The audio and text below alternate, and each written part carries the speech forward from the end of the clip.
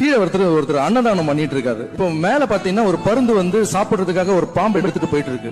அந்த பாம்புல இருந்து ஒரு துளி விஷம் கீழே அன்னதானம் பண்ற இதுல போட்டுட்டாங்க, அது விழுந்துருச்சு.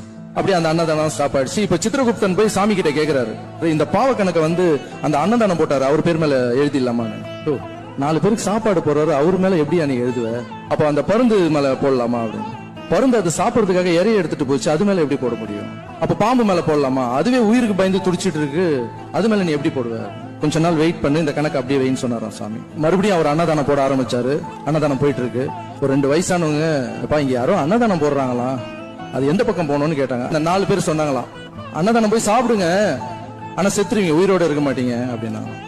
அந்த வயசானவங்க 2 பேர் சாப்பிட முடியாம திரும்பி போனாங்களாம். சாமி கூப்பிட்டாரு சித்திரகுப்தனை, மேல வா அப்படின்னு. அந்த பாவத்தை யார் மேல போடணும்னு கேட்டிருந்தல, அந்த 4 பேர் உட்காந்து சும்மா பேசியிருந்தாங்க பத்தியா, அந்த பாவத்தை சேருன்னு சொல்லி. சும்மா நம்மளை பத்தி ட்வீட் போடுறவங்க பேசுறவங்க இவங்களுக்கு எல்லாம்